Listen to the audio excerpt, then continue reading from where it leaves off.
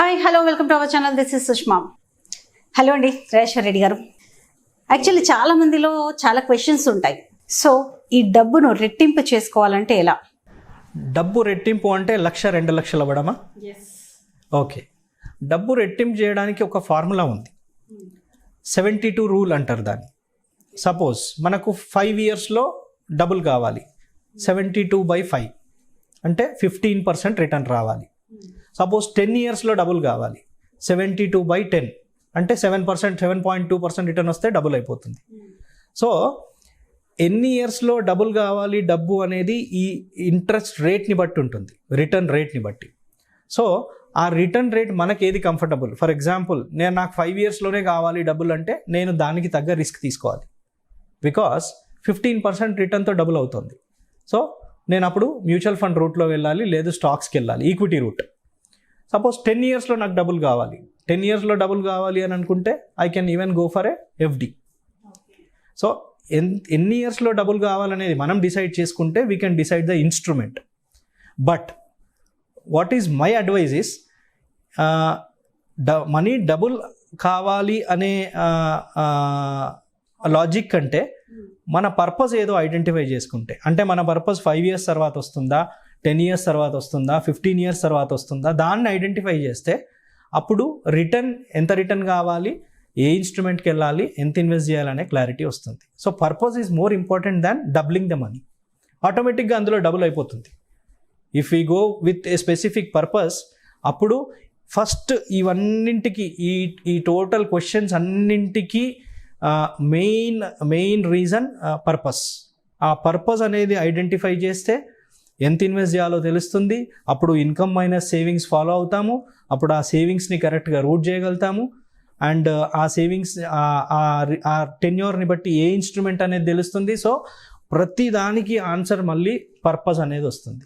అంటే ఏం పర్పస్, అది రిటైర్మెంటా, అది చైల్డ్ ఎడ్యుకేషనా, అది హౌజా, కారా, ఈ పర్పస్ క్లియర్ ఉంటే everything will be done.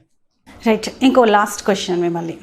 Easy learn easy earn అనేది ఇప్పుడున్న జనరేషన్లో చాలా ఎక్కువగా కనిపిస్తుంది.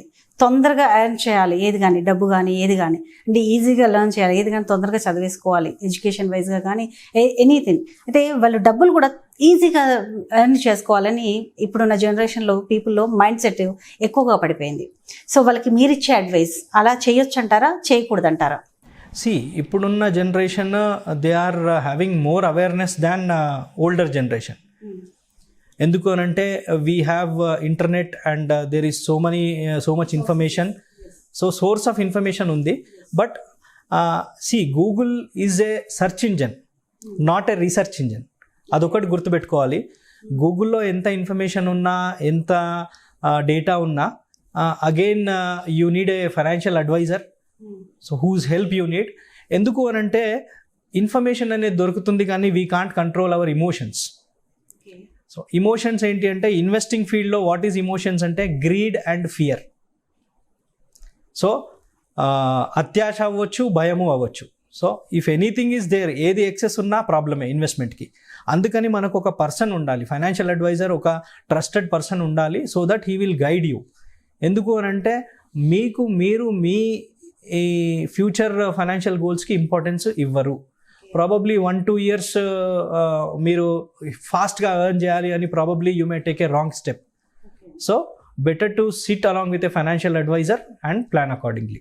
ఇప్పుడు ఈ డబ్బు విలువను పిల్లలకు మనం ఎట్లా ఎక్స్ప్లెయిన్ చేయొచ్చు, వాళ్ళకి ఎలా తెలియజేయాలి? అగైన్ ఇక్కడ నేను చెప్పే view it's my personal view as well as many have accepted. చాలామంది యాక్సెప్ట్ చేశారు. It look something different, but it is true. ఎందుకంటే ఫర్ ఎగ్జాంపుల్ చెప్తాను, ఇవాళ రేపు పిల్లలకి ఏంటంటే ఆ ల్యాండ్, ఈ ల్యాండ్, ఈ గోల్డ్ ఇవన్నీ కొనిస్తున్నారు. అంటే ఒక అసెట్ కొనిస్తున్నారు పిల్లలకి. బట్ పిల్లల్లో సేవింగ్ హ్యాబిట్ నేర్పించట్లేదు. అది ఎలా నేర్పియాలి, పిల్లలకి ఎలా నేర్పియాలి? సో దానికి వస్తే ఫర్ ఎగ్జాంపుల్ ఇక్కడ నేను చిన్న ఎగ్జాంపుల్ తీసుకుంటాను. ఎగ్జాంపుల్, ఒక 45 ఏజ్ పర్సన్ ఉన్నాడు, 60లో రిటైర్ అవుదాం అనుకుంటున్నాడు, ఇంకా 15 ఏళ్ళు టైం ఉంది. సో ఈరోజు 50,000 ఎక్స్పెన్స్ అనుకుందాం, అతని మంత్లీ ఎక్స్పెన్స్. సో ఈ 15 ఏళ్లలో ఈ 50,000 కాస్త పెరుగుతుంది. ఆయనకు 60 రిటైర్మెంట్ వచ్చేసరికి ప్రాబబ్లీ ఒక 1.2 ల్యాక్ కావాలి. అంటే 50,000 పెరిగి 1.2 ల్యాక్ అయింది. ఆ 1.2 ల్యాక్ ఎవ్రీ మంత్ రావడానికి ఈరోజు అతను ఒక 40,000 ఇన్వెస్ట్ చేయాలి. సో 45 ఏజ్ పర్సన్ ఈరోజు రిటైర్మెంట్కి ప్లాన్ చేయాలి అంటే 40,000 ఇన్వెస్ట్ చేయగలుగుతాడా? అతని శాలరీ ఎంత ఉండాలి? మేబీ ఒక 2 ల్యాక్స్ ఉంటే ఆర్ 1.5 ల్యాక్ ఉంటే ఇన్వెస్ట్ చేయొచ్చు. సో ఈరోజు నేను ప్లాన్ చేస్తే అది కష్టం అవుతుంది. ఫర్ ఎగ్జాంపుల్ నేను ఒక 10 years back 20 years back plan చేస్తే నాకు ఈజీ అయ్యేది.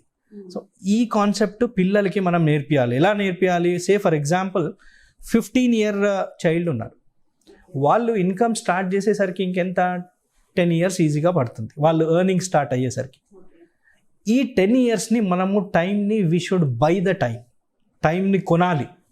సో టైంని ఎలా కొనాలి అనేది it's a different question. People will say time అయిపోయింది ఇంకా రాదు అంటారు కదా, దట్ ఈస్ రాంగ్. టైంని కొనొచ్చు. మీరు ఇప్పుడు 15 ఇయర్స్ నుంచి పిల్లల పేరు మీద ఇన్వెస్ట్ చేయండి. బికాస్ ఒక చిన్న ఎగ్జాంపుల్, ఇప్పుడు నేను చెప్పిన 60 ఇయర్కి రిటైర్ అవుతే 40,000 కట్టాలి కదా. 15 ఇయర్ చైల్డ్కి ఈరోజు మనం రిటైర్మెంట్ ప్లానింగ్ చేస్తే 5,000 మాత్రమే కట్టాలి.